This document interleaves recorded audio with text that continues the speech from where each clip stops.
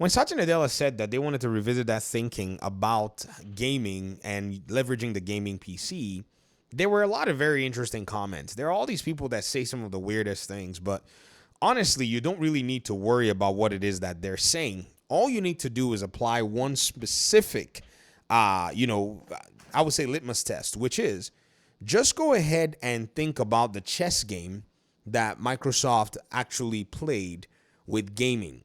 They already have access to the biggest operating system and the biggest user base in the world. They've already established a store, a subscription service, and something that's like no other. As much as people love Steam, there are people who may not be able to use Steam. For instance, you got a gaming laptop, or maybe you enjoy Linux, but you have Game Pass. You can use your browser to actually play these Xbox games via cloud streaming. That's not a proposition that Valve offers, nor Good Old Games, or even EA. This is not something that they do offer. And seeing how cloud gaming has gone up, I'm sure many of you are now starting to think differently, or maybe not.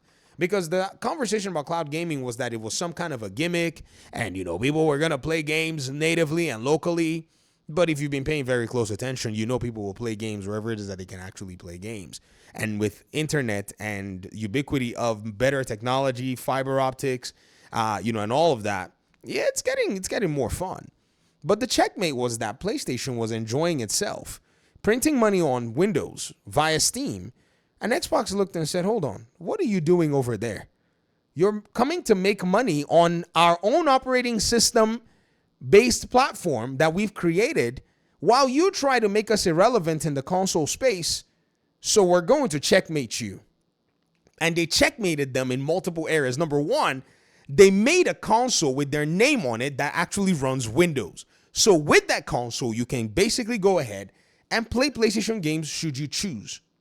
So already, they pretty much made the lure of the PlayStation exclusive foolish to the Xbox gamer. The Xbox gamer right now cannot in good conscience go ahead and buy a PlayStation and say, yeah, I want to play what? No, you can buy an Xbox that would do it. Number two, talk about PlayStation wanting to get itself its own store on PC is going to be funny, because if the next Xbox device can run Windows, it's literally an open door for PlayStation to serve Xbox users. So now, I don't know if PlayStation is going to do that store, because if they do that store on Windows, it's a very fun thing, because it's literally going to be an Xbox proxy store for Xbox gamers to be able to go there and pick and choose whatever so-called exclusives they want to play. PlayStation is in between a rock and a hard place. One thing a lot of people have not necessarily also considered, ladies and gentlemen, is that PlayStation would love to simply have free reign on PC. But now Xbox is putting attention on PC. And so now such free reign is no longer free. It's now going to come at a cost of not having the perception that they've had for the longest time. I read a comment from an audience member. Very interesting comment. In fact, I said, nah, man, we're gonna look at this in the comment section, because this is definitely something that needs to be seen. Apparently, one of our users at work was talking to a colleague, and they were talking about video gaming, and the colleague said, where do you game on? He said, I game on Xbox.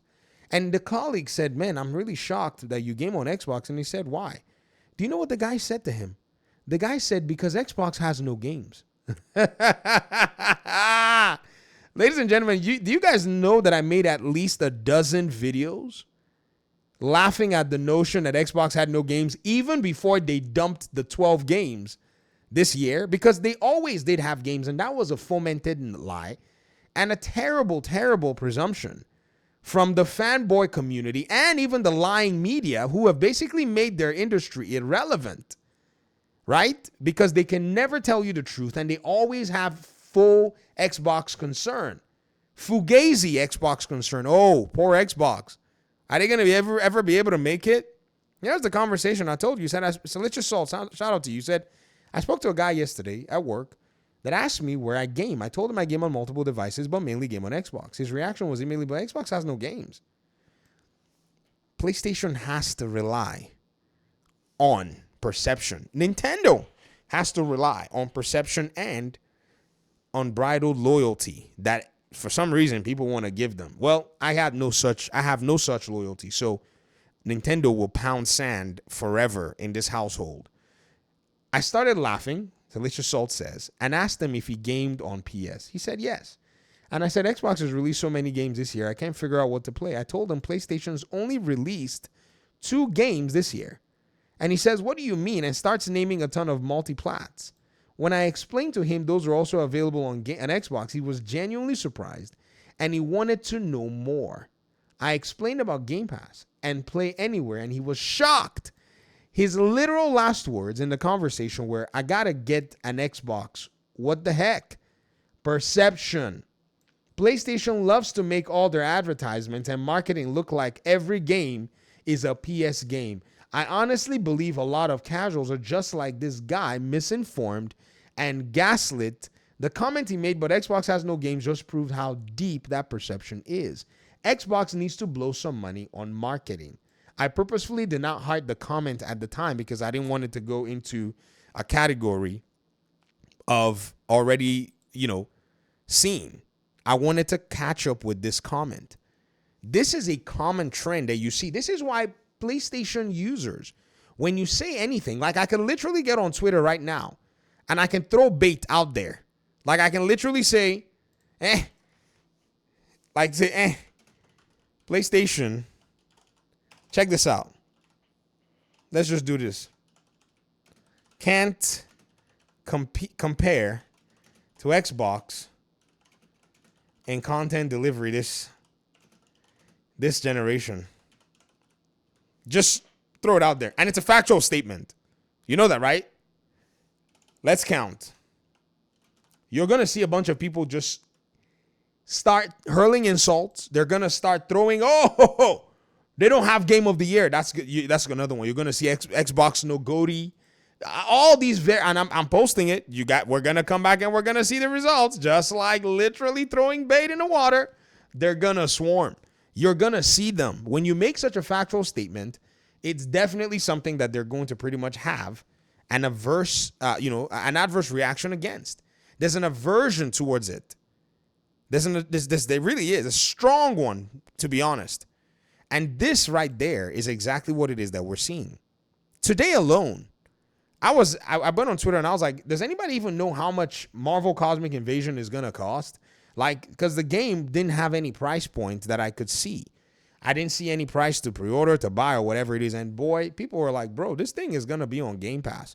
So I scratched my Game Pass PC card like a freaking lotto ticket, and I activated the darn thing, and behold, it's here.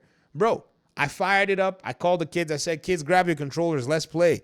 And, man, they were having so much fun. I got bumped off the controller. I mean, one of them was like, man, Dad, you got to give up this controller, man.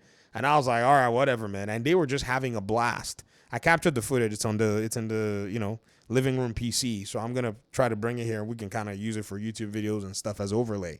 But that's really cool that this is actually a thing. We just hit December and, there are launches going on Game Pass. That's crazy. What the heck is PlayStation even doing other than just selling empty boxes? Okay, it's not empty, but it's an empty box in terms of, what we have been, led to expect. This is a different kind of expectation. Xbox is going to fail next year compared to this year, and it's going to fail to itself. Do you understand what I mean? Like, once you start to actually measure yourself against yourself, you are already the winner. This is what AMD did. AMD literally cannibalized itself, succeeded against itself, and failed against itself in the CPU market many, many times. That's why Intel literally got bodied into irrelevance. That's the exact same pattern I am visualizing here that Xbox is taking. And PlayStation has just been playing this weird game of let's go money hat somebody else's game to make our console look like we have all the games, when in reality, you don't.